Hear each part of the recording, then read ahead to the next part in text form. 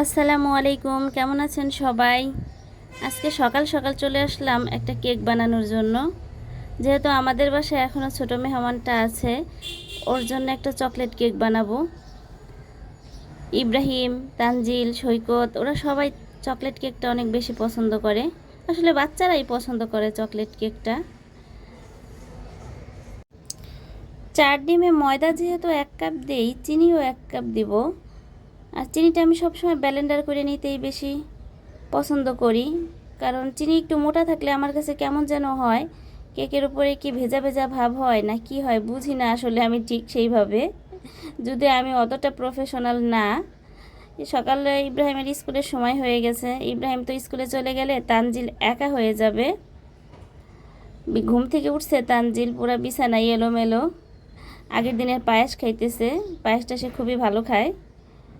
চিনিটা ব্লেন্ডার করে নেওয়ার পরে ডিমের সাদা অংশটাকে বিট করে নেই। আসলে কেকটা মূলত বেশি আমি বাসায় মেহমান আসলেই বানাই, সেইভাবে ডেলিভারির জন্য খুব একটা বানানো হয় না, পরিচিত কেউ থাকলে নেয়। আর কেকটাও বেশি ঝামেলা মনে হয়, এই জন্য এইভাবে করি না। প্রফেশনাল হিসেবে নিতে গেলে তো অনেক চাপ।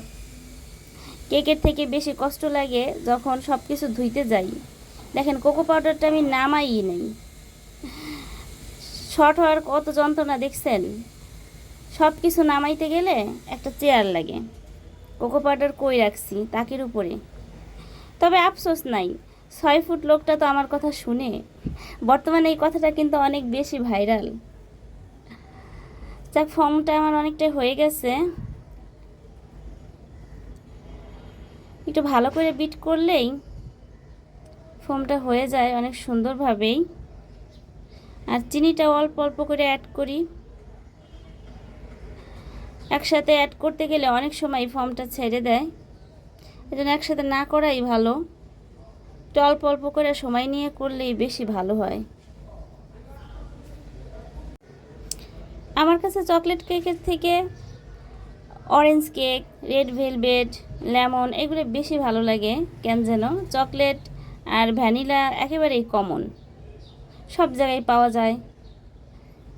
আর এগুলো একটু আনকমন, মেহমান আসলে এগুলো বানাইলেও আবার দেখা যায় পছন্দ করে সবাই। অরেঞ্জ কেকটা তো বানাইলে সবাই অনেক পছন্দ করে, তবে বাচ্চারা চকলেটটাই খাইতে চায়, ওরা অরেঞ্জটা ওইভাবে খায় না। কিন্তু মূলত বড় যারা আছে এরা কিন্তু অরেঞ্জ কেকটা খুব পছন্দ করে। কুসুম ওই একটা একটা করে কুসুম দেই, অল্প অল্প করে দিয়ে করি, তাহলে ফোমটা বেশি ভালো হবে।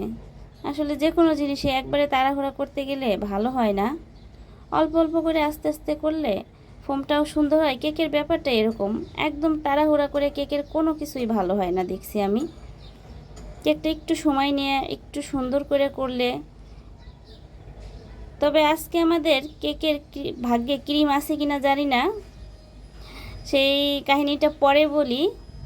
যেহেতু ক্রিমের জন্যই কেকটা বানাইতেছি বেশি সফট করে, চকলেট ইমালশন দিয়ে দেই। চকলেট কেকে খুব একটা তেল লাগে না, কারণ ময়দার পরিমাণ তো কমই থাকে, একটু সামান্য পরিমাণে তেল দিলেই হয়ে যায়, খুব একটা বেশি তেল লাগে না। বেলকুনিতে পাখি চলে আসছে। তেল দিব, অল্প একটু দেব তেল, খুব একটা বেশি দেব না।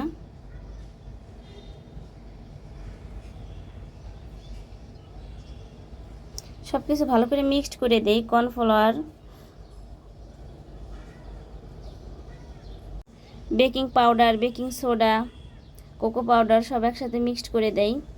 আমি কিন্তু পরিমাণ ওইভাবে দেখালাম না, কারণ আমি তো কেক বানানো দেখাইতেছি না সেইভাবে, নিজেরাই খাবো।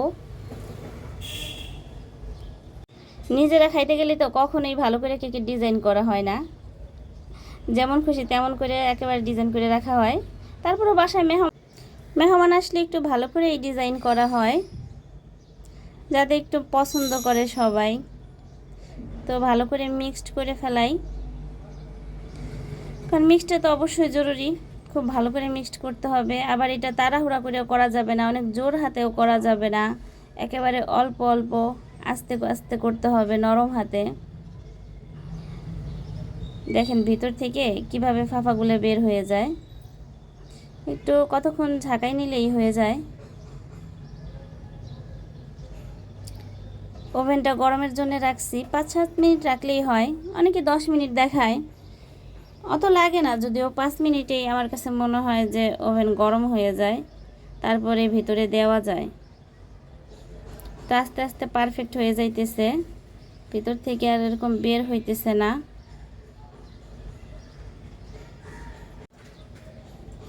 হ্যাঁ, একদম পারফেক্ট হয়ে গেছে। এখন দেখি ওভেনটার কি অবস্থা, কি পরিমাণ গরম হয়েছে।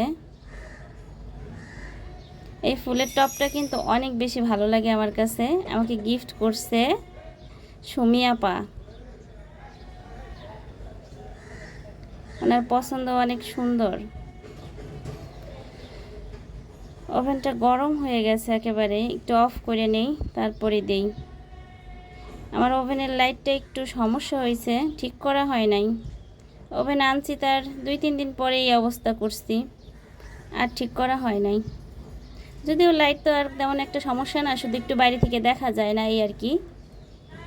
তাছাড়া লাইট নিয়ে কোনো সমস্যা নাই। তো দিয়ে দেই 30 মিনিটের জন্য। স্পঞ্জ কেক 30 মিনিটেই হয়ে যায়, এর বেশি সময় তেমন একটা লাগে না। দেখেন এখন থালাবাটির অবস্থা। যারা বলে হোমমেড কেকের এত দাম কেন, তাদের মন চায় না থালাবাটি ধোয়াই। এই জন্যই কেক বানাইতে ইচ্ছা করে না।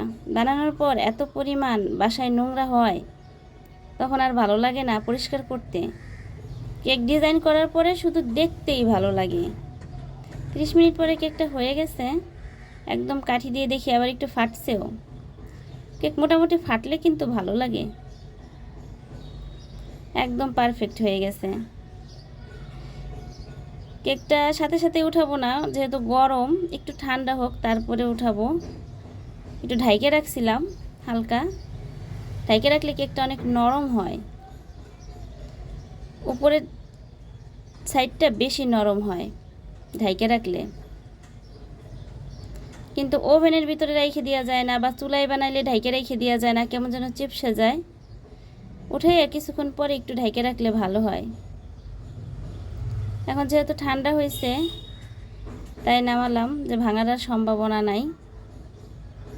একদম পারফেক্ট হয়েছে, নিচেও সফট হয়েছে অনেক, কিন্তু ওর ভাগ্যে ক্রিম জুটলো না, এই জন্যই বেশি কষ্ট লাগতেছিল।